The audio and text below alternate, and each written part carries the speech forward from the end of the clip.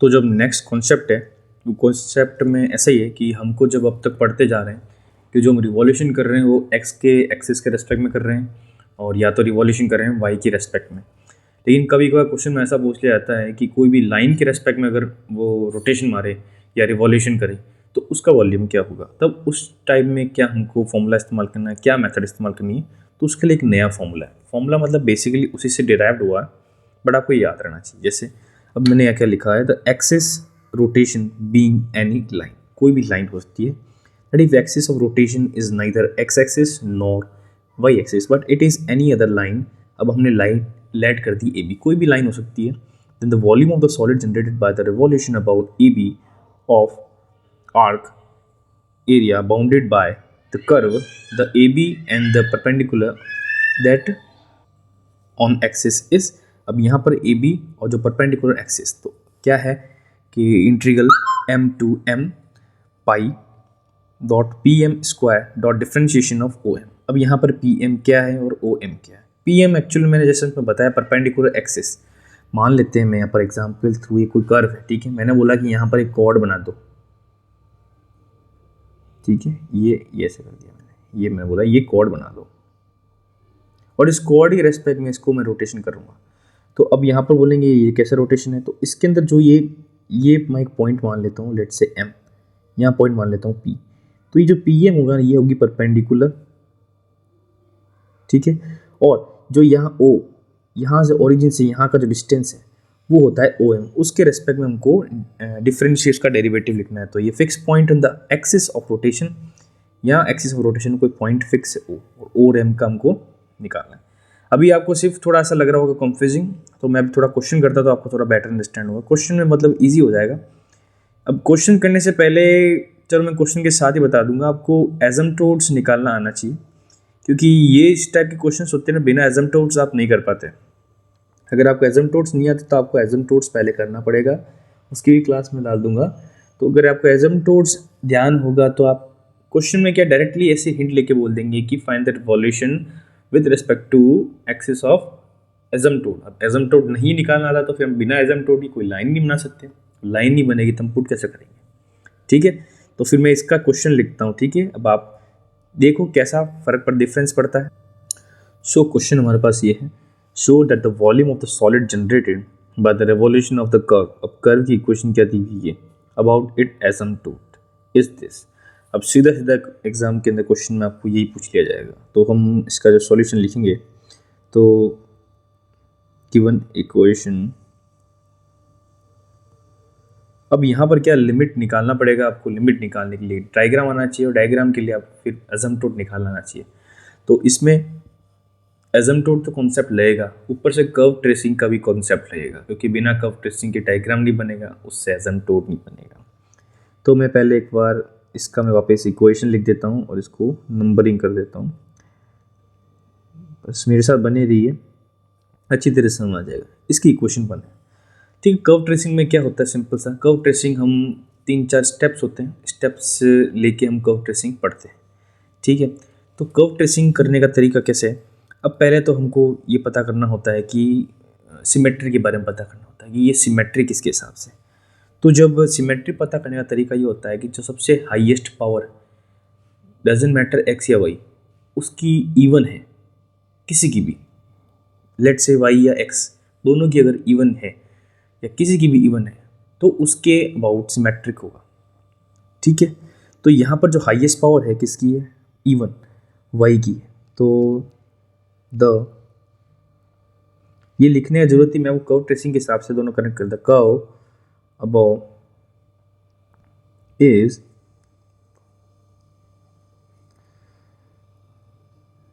Symmetric about y axis. तो उसका कहने का मतलब क्या है कि अगर कोई भी कर्व उसके अंदर जो इवन पावर दी हुई किसी की भी, तो उसके रिस्पेक्ट में सिमेट्रिक होगा। सिमेट्रिक इन द सेंस जैसे मैंने एक्स वाई बना दिया, मैंने एक्स वाई बना दिया, कोई भी कर्व मान लो, तो जितना वाई के अंदर ये सिमेट्रिक जितना यहाँ बना उतना उतना एक्स मतलब नीचे की तरफ भी बना होगा वाई के रेस्पेक्ट में, ये सिमेट्री होती है, ठीक है। ये वाई के रेस्पेक्ट में, और एक्स के रेस्पेक्ट में अगर सिमेट्री बताऊँ तो ये ऐसे मान लो, तो ये भी वाई के रेस्पेक्ट में हुआ सॉरी। और मैंने अगर ऐसा बना दिया और ये ऐसा बना दिया तो भी ये वाई के रेस्पेक्ट, दोनों के रेस्पेक्ट में। तो सिमेट्री बता दी मैंने आपको, वाई के रेस्पेक्ट में सिमेट्री बनेगी। अब हमको क्या पता करना होता है कि ये ओरिजिन से निकलता है या नहीं निकलता। अब ओरिजिन से निकलता है नहीं निकलता, तो यस डेफिनेटली ओरिजिन से निकलता है, क्योंकि अगर मैं यहाँ वाई की वैल्यू 0 पुट कर दूँ तो एक्स की वैल्यू भी 0 आएगी, या एक्स की वैल्यू 0 पुट कर दूँ तो वाई की वैल्यू भी आएगी। So also it passes to origin. ये जो चीज़ है कर्व ट्रेसिंग की बता रहा हूँ मैं आपको, ठीक है। अब हमने ये चीज़ से क्या हुआ, अब डायग्राम थोड़ा ऊपर ऊपर तरीके से बनाते हैं, ठीक है। चलो मैं बनाता हूँ पहले वाई एक्सिस, देन ये मैंने बना दिया एक्स एक्सिस, ठीक है। यहाँ पर बोला है कि ये सेंटर के मतलब ओरिजिन से पास होगा, ठीक है, पास होगा, सिमेट्रिक होगा वाई एक्सिस पे, ठीक है। अब क्या करना है सॉरी, अब हम निकालेंगे इसकी एसिम्पटोट्स। एसिम्पटोट्स क्या होती है? एसिम्पटोट्स ऐसा होता है कि जैसे कोई भी मैंने एक सर्कल बना दिया, इसका मैंने अगर ये मैंने इसका टेंजेंट निकाला, ठीक है। अभी टेंजेंट है ना, यहाँ टच होके जा रहा है, लेकिन कभी कभी कर्व ऐसे होते हैं कि ये मान लेते हैं ऐसे, तो कर्व ऐसे होते हैं कि ये ऐसे करते हैं, तो यहाँ की जो टेंजेंट होगी ना वो कभी ना कभी मिलेगी। तो इनफाइनाइट पॉइंट पे जो मिलती टेंजेंट उसको हम एसिम्पटोट ही कहते हैं। तो एसिम्पटोट निकालना के तरीका क्या है? अब यहाँ पर एसिम्पटोट निकालने का तरीका ऐसा है कि हम करेंगे कि जो equating to zero the coefficient of highest power of y, ये लिखेंगे हम। क्या लिखेंगे? Equating zero to zero the coefficient highest power of y, क्योंकि वाई के रिस्पेक्ट में है ये, तो एसिम्पटोट निकल जाएगा। अब एसिम्पटोट इज, तो क्या होगा अपने highest power of y, y की हाईएस्ट पावर ये है, हाईएस्ट पावर वाई का कोफिशिएंट ये होता है, इसको ज़ीरो पुट करेंगे तो अपने पास x इक्वल टू ए। ये जो x इक्वल टू ए है ये है अपने एसिम्पटोट, ठीक है। और ये क्या है? पैरेलल टू किस एक्सिस के पैरेलल है? वाई एक्सिस के पैरेलल है। तो मैं यहाँ पर कोई एक टर्म मान लेता हूँ, ये चलो ये मैंने यहाँ मान लिया कि this is x is equal to A, या इसका पॉइंट भी लिख देता हूँ मैं a, 0। अब हमको ये ध्यान हो गया कि ये कर्व जो निकलेगा, ये कर्व यहाँ से निकलेगा और इसका ये अपने एसिम्पटोट हो रहा है। एसिम्पटोट मैंने आपको क्या बताया? एसिम्पटोट वो टेंजेंट होती है जो इनफाइनाइट पॉइंट पे मिल जाती है कर्व से, अटैच मतलब टच करती है, इंटरसेक्ट करती है, ठीक है। तब आपको ये दिख रहा है कि भाई यहाँ से भी टच हो रहा है और यहाँ से टच होगी, तो मैं इसका डायरेक्ट ऊपर ऊपर तरीके से ऐसे ही बन जाएगा दिखने से कि जो इसका जो कर्व बनेगा वो यहाँ से लूँगा मैं, ठीक है, और यहाँ पर आऊँगा, ये यहाँ से जाके ऐसे। अब ये अपने पास डायग्राम बनेगा, दोनों मैंने सिमेट्रिक नहीं बना पाया, डायग्राम पे जाओ आप, ये समझ लो ऊपर नीचे पूरा सिमेट्रिक है। तो डायग्राम से आपको ये लग रहा है कि चलो मैंने ये चीज़ कर दी। अब इसके अंदर जो ये वाली इक्वेशन है, ये वाली लाइन की इक्वेशन तो पता है x इक्वल टू ए है, और ये अपना कर्व है, ठीक है। अब ये बोल रहा है कि क्वेश्चन में क्या बोला था कि अबाउट इज एसिम्पटोट, एसिम्पटोट के अबाउट में अगर ये रोटेट रिवॉल्व कर रहे हैं तो एरिया क्या था? एसिम्पटोट तो हमने निकाल दिया, तो एसिम्पटोट के है रोटेशन, तो ये मैंने ये कोई टर्म मानता हूँ, तो क्योंकि ये इसके अबाउट करेगा रिवॉल्व करेगा, तो इसका डायग्राम किस टाइप से बनेगा? कोई 3D मतलब टू ऑब्जेक्ट है ना, 3D ऑब्जेक्ट कैसा बनेगा? ऐसा बनेगा 3D ऑब्जेक्ट, ठीक है, क्योंकि मैं एसिम्पटोट के रिस्पेक्ट में इसको रोटेट करा रहा हूँ। अब यहाँ पर एसिम्पटोट के रिस्पेक्ट में रोटेट कराना है, ठीक है। अब यहाँ पर क्या करना है हमको? फॉर्मूला पहले लिख देते हैं, जो मैंने आपको पहले फॉर्मूला लिखाया था। फॉर्मूला क्या था आपने जो स्टार्टिंग में मैंने पहले आपको जो फॉर्मूला लिखाया था ना सॉरी, तो now volume of elementary disc formed by revolving the strip PMMNQ। अब PMNQ क्या है? ये मैंने यहाँ पर लिया है PMNQ, ये मैंने इसको नंबरिंग कर दी है। मैं स्ट्रिप्स की बात, इस स्ट्रिप की बात कर रहा हूँ, ठीक है, अबाउट x इक्वल टू ए, जो कि एसिम्पटोट है, ठीक है। तो इसका जो इंटीग्रल, अभी इंटीग्रल नहीं है, ठीक है ना, अभी सिर्फ ये क्या है, डिस्क की बात कर रही है। डिस्क मतलब एक छोटे सा इस पार्ट की बात करें, क्योंकि अब छोटे से की बात करेंगे, इसका जब इंटीग्रेट करेंगे तो पूरे की पार्ट आ जाएगी, ठीक है। छोटे से की बात करेंगे तो क्या लिखेंगे यहाँ पर, pi P M square dot M N, ठीक है। पाई तो ऐसा कैसा, पी एम क्या था, पी एम क्या था, पी एम अगर टेक्निकली बोले तो क्या था, पी एम अपनी इक्वेशन थी जो परपेंडिकुलर लाइन यहाँ से यहाँ तक आने पे ये जो लाइन है कौन सी, एसिम्प्टोट, इस लाइन का जो इक्वेशन है उसका स्क्वायर। इस लाइन की इक्वेशन क्या थी भाई, x minus a equal to 0, तो ये हमको लिखना है x माइनस ए का होल स्क्वायर। और एम एन क्या है, ये इतना सा पार्ट। अब इसको मैं, इतना सा पार्ट है तो इसको मैं डेल मान लेता हूँ ना, या डेल वाई मान लेता हूँ, चलो वाई के रिस्पेक्ट में हो रहा था, क्योंकि अभी पता नहीं ना, तो इंटीग्रेट करूँगा तो इसको चेंज जाएगा, तो ये हो जाएगा अपने del y, this is equation 2। तो अभी ऊपर ऊपर तरीके से आ रहा है। अब हमको क्या करना है, जब पूरे होल का जब हम निकालेंगे तो हमको उसकी लिमिट निकालनी पड़ेगी, एम और एन की वैल्यू, ठीक है। तो अब यहाँ लिखता हूँ द कर्व इज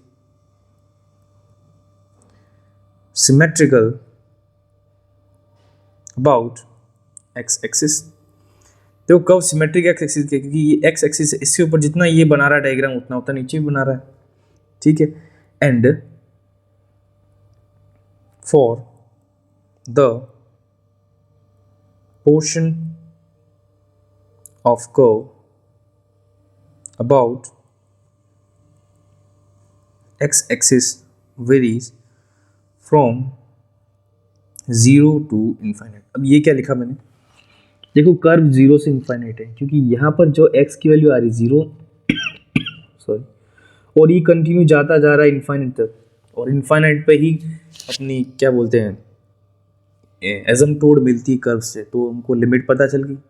अब लिमिट पता चल गई तो क्या बड़ी बात है क्या, कोई दिक्कत नहीं है।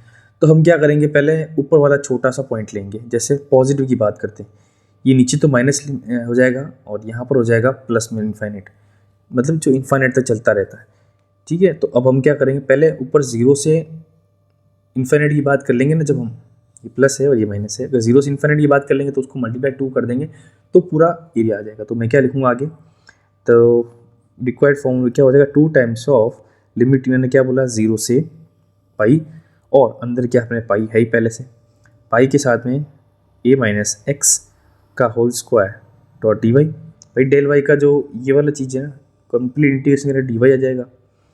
अब चलो देखो इंटीग्रेशन है ना, अब y के अंदर यहाँ x है तो x की वैल्यू हमको उस इक्वेशन से लानी पड़ेगी, 2 पाई 0 से इन्फाइनाइट। अब यहाँ पर a माइनस एक्स की वैल्यू यहाँ से लाएंगे, जो हमने इक्वेशन दी थी, ये x की वैल्यू क्या आएगी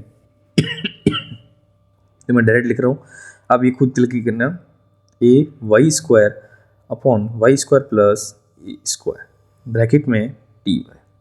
अब इसका हमको सॉल्यूशन करना है, इसको हम एलसीएम लेंगे, ठीक है। 2 पाई 0 से इन्फाइनाइट, यहाँ पर आ जाएगा a y square plus a cube minus a y square upon y square plus a square dot d y is equal to 2 pi 0 से पाई इन्फाइनाइट, यहाँ पर ए वाई स्क्वायर कट जाएगा, ये ए क्यू आ जाएगा upon y square plus a square dot d y, okay. और ये actual में होल स्क्वायर है, ठीक है ना, यहाँ पर होल स्क्वायर है ब्रैकेट में।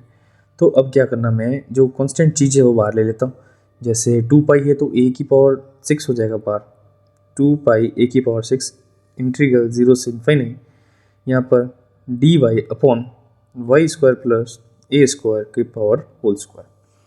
अब इसको कैसे सॉल्व करना है, इसको सॉल्व करना सिंपल है, नीचे प्लस में आया हुआ तो हमको 10 वाला कर सकते हैं, तो we will let y is equal to a tan theta, जिससे हम इंटीग्रेट करेंगे तो लिखेंगे a sec square theta dot d theta.